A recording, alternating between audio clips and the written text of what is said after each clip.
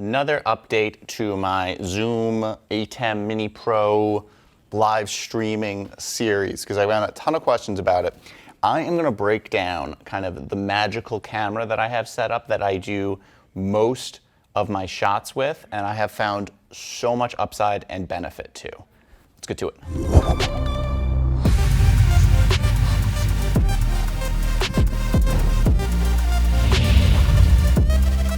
Okay guys, so the camera setup that I have just been loving for the last 2-3 months, that I'm doing almost all my live streams with and have had a ton of use out, is right here. Okay, so right here we got ourselves a Sony a6400 on top of a Ronin S. Let's break down all the parts here. Everything about this camera is going to be in the description, so you can get your own version of it. A lot of this stuff, almost none of it did I buy for this purpose. A lot of it has just been added over time, so I have no idea how much this would actually cost if you bought it all at the same time. Sorry, this camera rig is kind of heavy. So let's get into the setup a bit. I'm just going to point you at it because it's going to be much easier. You should still be able to hear me just fine. So again, first part, A6400. Why am I using it? It never overheats, and it has unlimited record capacity, and it puts out a nice clean HDMI signal, and it's also light. Awesome camera to just base this off of. Then I have a small rig cage on it, and then I also have a HDMI clamp on it to help protect that cable. Okay, lens. I have the Sony G Master 16-55 2.8. What's great about this, I'm going to point you at the TV. So this TV is our monitor, and right now is just showing this camera lens. Gives me some great range. Okay, I could zoom. Right, it's going to look sweet. I got a lot of different angles I can get with that.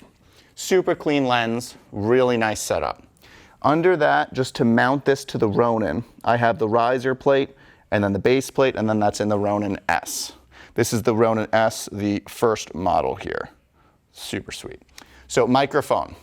This is an old Sennheiser lav. I actually use the Sennheiser AVX up here in line with the camera. This is just for representation purposes, that there is a microphone directly attached to the camera. Again, that's the Sennheiser AVX. Plugged in right into the camera.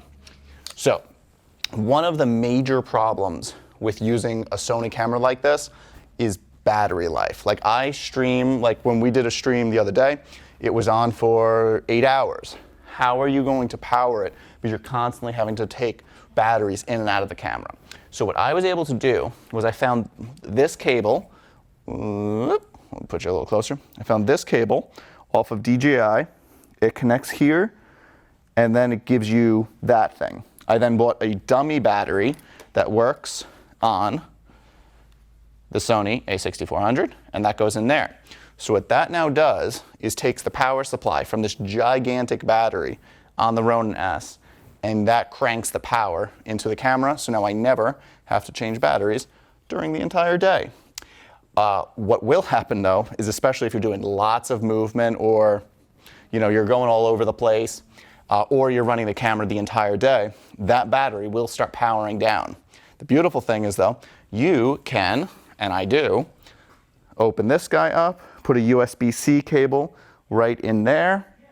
USB-C cable goes in, and then USB-C cable takes an extension cord and plugs into the wall. So when I'm doing a longer lecture where I know that this camera is going to be stationary, maybe by a quarter of the way during the day or halfway during the day, I just give it a jump charge. I also, if I didn't have a huge extension cord, but I knew the camera was going to be stationary, I could put one of those lithium battery charging blocks right next to it, pump in, crank some extra power in. Now I'm not powering down the camera. I'm not having to rebalance the gimbal during the day. It's set and it's going. Next up. So how do we get this incredible image to the ATEM Mini Pro and then to whatever live stream you're doing? It's this magical device right here, the Hollyland 300. Does it actually say that right there? Yeah. Hollyland Transmitter Mars 300. we got that thing on there, and then we have a ginormous battery on there. I've never had a battery problem with these. I charge these batteries overnight, plug it in, I've run it all day, and I've never gotten a battery warning, so I have no idea when it'll actually run out.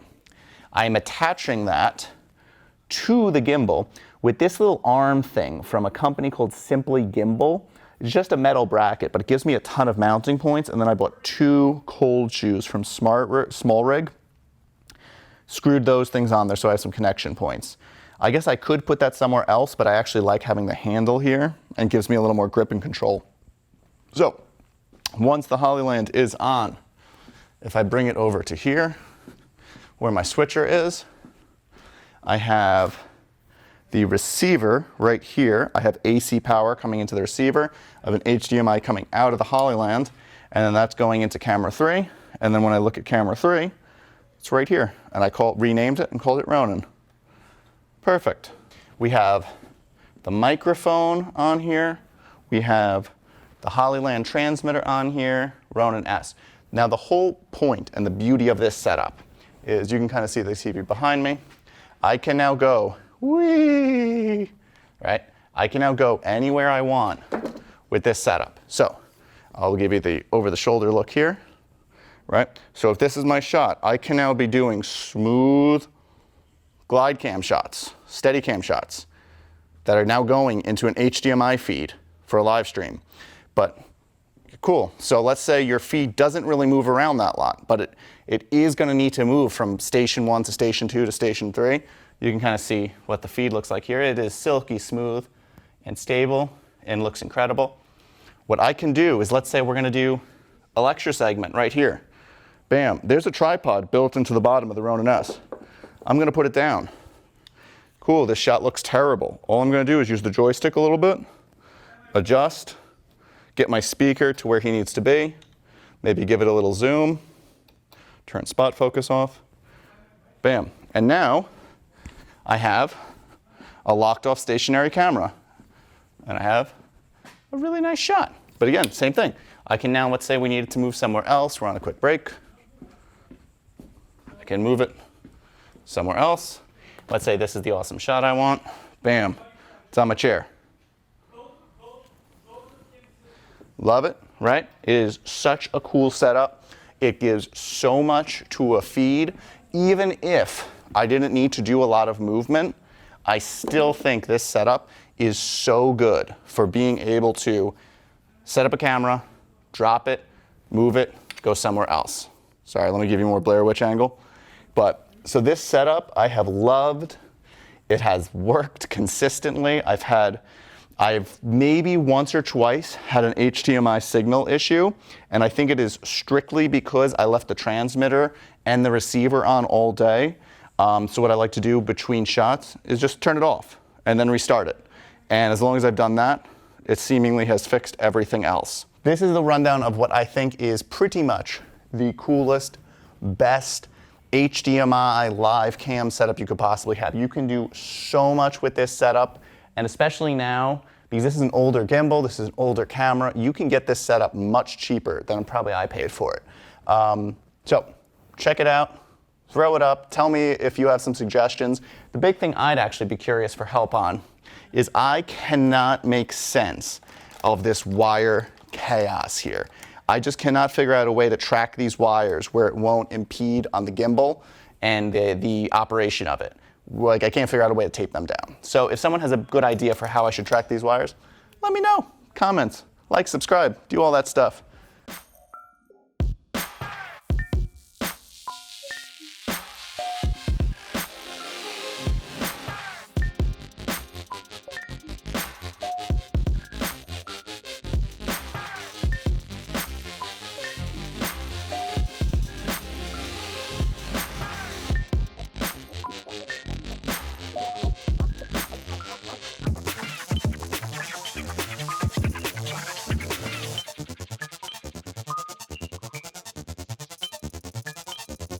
Damn, son, where'd you